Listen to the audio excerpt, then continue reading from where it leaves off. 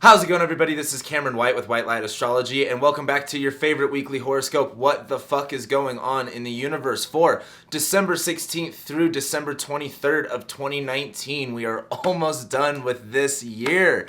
Wow, this year's been both really long and super fast. But anyway, thank you guys again for being here. I'm super excited you guys can be here with me this week. This week doesn't have a whole lot going on. It does have some pretty, noticeable or, noteworthy transits going on. But what I did want to hit on before we actually get into the horoscope was like, this week is kind of like the last chill week before like we get into eclipse season.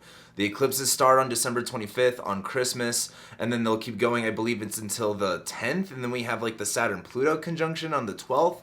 So like after this, like the next 2 or 3 weeks are going to be pretty, I don't want to say insane, but they are. That's how eclipses work. Like this isn't new. This shouldn't be news to you guys. Like I hate when everyone comments like, oh, when is it going to light up? It's like, this is life. Things change. Things all of a sudden go to here and here and here.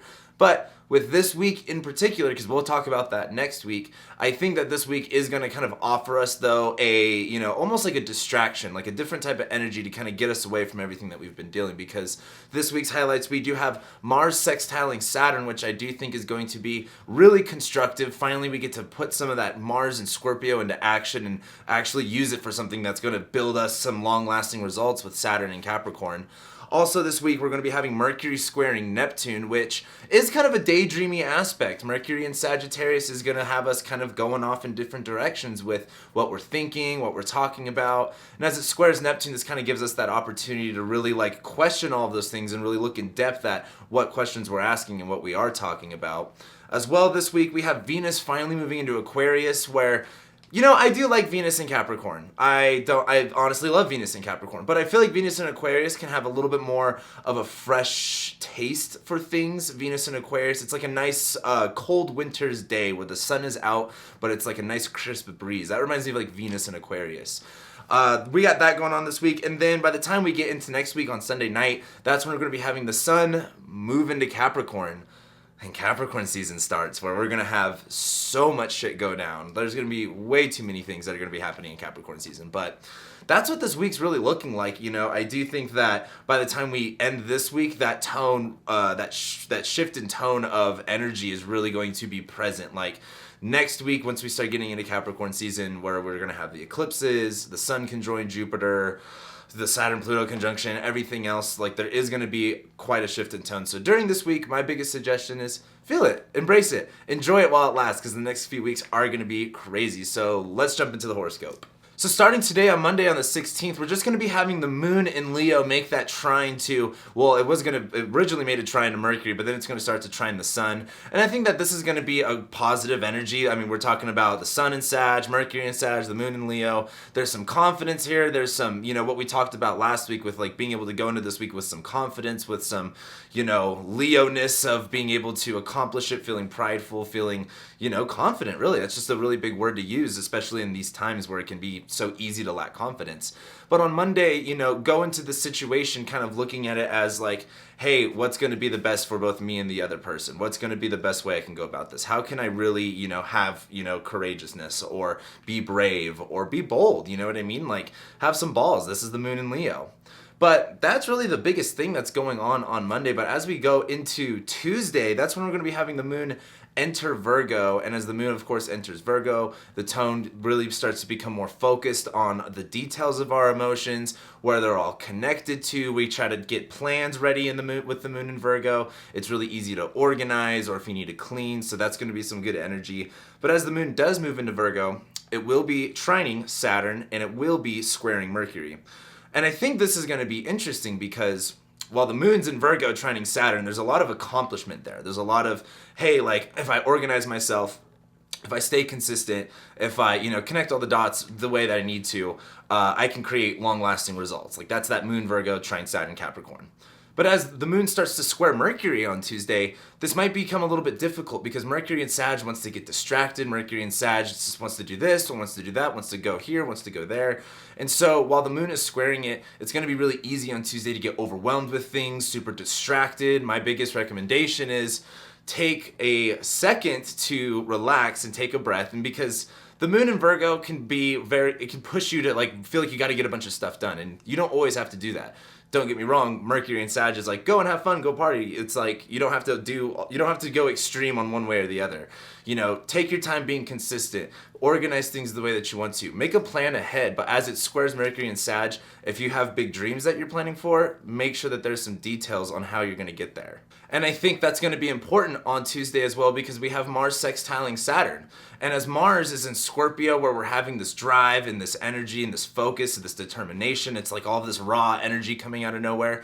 As it sextiles Saturn and gives that support, there's a, theme of being able to not only have the energy to do something and like the drive and the determination, but also being able to have like the commitment and being able to put in the hard work that creates the result that you're looking for.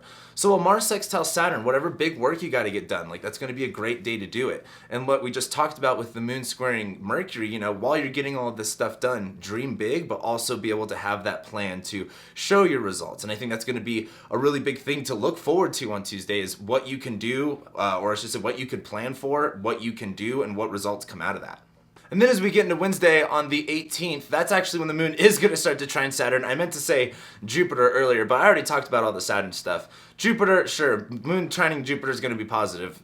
I'm sure that's not a surprise to you guys, but as we do get into Wednesday and the moon does start to trine Saturn, we get that more constructive energy. As the moon starts to trine Venus, however, that's where it becomes a little bit more fun. That's where it becomes a little bit more creative. That's where it goes like, okay, I do like having systems in place. I do like being organized and efficient. I really do like being able to take my energy and place it somewhere effective. And then as we get into Thursday on the 19th, that's when we're going to be having the moon go into Libra, where it's all about delegating and balancing things out. The big thing is now with the moon in Libra, it will be making that square to the Saturn, Pluto, South Node, Venus, Jupiter. So there's a lot of tension every time the moon's going to be going in Libra for the next little while, or any cardinal sign for that matter. So Aries, Cancer, Libra, Capricorn. But as the moon does go into Libra, I think it's time to really start, again, delegating, balancing things out, going, hey, okay, if I have all of these plans, which ones am I really going to stick to? What, long-term things am I really going to commit to? Because you can't always commit to everything that you plan for. It's really about going, what needs to be addressed here and now, and what can be addressed later on. And so as the moon does go into Libra, this might be a really good time to just kind of, again, sit back, relax, think about things for a minute. You don't need to start, not necessarily doing everything right now, but as, we just got off all that Mars sextiling Saturn energy where it was very constructive and energizing. As the moon goes into Libra, it's kind of like, okay, now that we've done that, now that we've initiated that, what comes afterwards? Now, are we going to continue it? How do we need to balance our energy when it comes to continuing that energy? With the moon in Libra, it really is just about kind of going, hey, when do I need to lean on this side and when do I need to lean on this side? And that's going to be kind of up to you and in the moment. So as we go into Thursday, I think that's going to be something to really think about, is what side are you leaning on? And I think that's going to be important because Mercury squares Neptune on Thursday as well. And Mercury and Sag, Mercury and Sag is very forward thinking. Mercury and Sag, we're talking about a Jupiter ruled sign. It's very expansive, and it's also a fire sign, so it can go really quick. But Mercury is in detriment right here, and so Mercury can kind of, struggle to keep up with that pace. And as Mercury does square Neptune, we had that whole Mercury retrograde last year in Sagittarius that squared Neptune that was like super crazy. But as Mercury does square it, it's kind of like, all right, where are you going with these ideas? Where is this fire being spread to? Because as Neptune's in Pisces, it's kind of making us look at the picture in the sense of like, hey, is this my, is this me living my dream? Is this me, trying to envision something and create it? Or is this me being lost in an illusion or a fantasy or something that's not gonna work?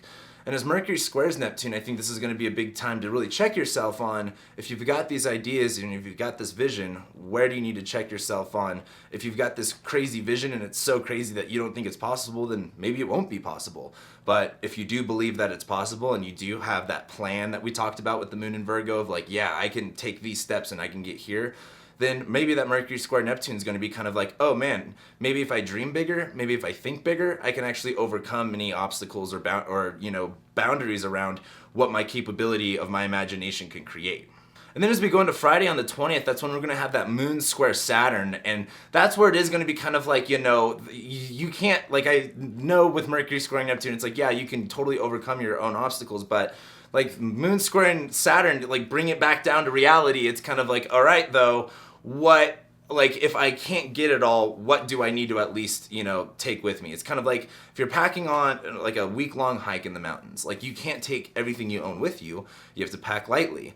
And sometimes during that trip, you have to unpack some stuff because it's too heavy. So during that moon in Libra squaring Saturn, it's like, okay, what's worth taking with you on this trip? And that's going to be the theme, like for the next little while of like, what do you have and what are you willing to give up to make sure that you can keep? And I think that's going to be an important thing too. With after Mercury squaring Neptune, it's kind of like, hey, there's a lot of different ways that we can think about things. Our ideas are kind of going everywhere. But realistically, what can we take with us on this trip? And then also on Friday, Venus does go into Aquarius, where it's still in a Saturn-ruled sign. So Venus still has some more serious goals. Venus is still a little bit more, I don't want to say cold. I feel like it's a little bit warmer in Aquarius because it is that air sign, there's that moisture. However, with Venus going into Aquarius, she is going into a fixed sign. So Venus, when cardinal sign of Capricorn was initiating, starting, Venus in Aquarius is now making that fixated, keeping things the same. And we are talking about Venus being about value, love, relationships, the things that we want to attract ourselves to. And with this in Aquarius, this is about different ideas. This is about new ways of systems, different networks, different ways to connect, different ways to, bring things together. And I think as Venus goes through Aquarius, this is going to be a creative time, especially with everything being in Capricorn, where everything's going to be really boring. It's like, finally, some creative energy. And so I do think that that's going to be a positive thing to look forward to this week. But on the other hand, we're going to go into Capricorn season. So basically everything is in Saturn-ruled signs. So there's that. And then as we get into this weekend on Saturday on the 21st, that's where we're going to have the moon move into Scorpio and make that opposition to Uranus, where things do get a little bit more intense over this weekend about where are we going? What are we doing? What does this all mean? And as the moon opposes Uranus, there's a lot of that unstable energy, and it's also the moon and its sign of fall. Like we're talking about Scorpio here. It can be really easy to be super sensitive and to be super kind of triggered by a lot of different things. But as the moon goes into Scorpio, I think it's about focusing on what really matters emotionally. Like what is worth holding on to the grave. Like that's Scorpio type energy of what's worth holding on to, what's worth letting go of, and what's worth focusing on, what's worth keeping the same. And as the moon is in Scorpio, this is, a fixed sign. So things are staying the same for, in essence. And I say the same meaning as the moon goes into Scorpio and, goes into its sign of fall, the moon's all about our emotions and how we feel and what we're reflecting on. And that goes into this Mars-ruled sign where Mars is now in, where it's extra charged up, it's extra focused, can be angry, it can be disappointed, it can be, mysterious, it can be in the shadows, in the background, it can be, just very intense. But during this time, I think it's going to be a really good time to look at what is so intense that is kind of coming up to the surface, and what are you going to do about that? Because as we get into Sunday, that's when we're going to have the moon make that conjunction to Mars in Scorpio, where it's kind of okay, we have all of these feelings, now what are we pursuing? What are we actually doing? What are we actually pulling the trigger on here? And I think that's going to be important because as we go into Sunday as well, the sun moves into Capricorn, where the whole tone of the energy completely changes. From Sag to Capricorn is two different things. However, the sun moves into Capricorn, the moon conjoins Mars in Scorpio. It's kind of getting emotionally ready to be yep, I was right. Yep, this is exactly how I felt. Yep, this is what I'm doing.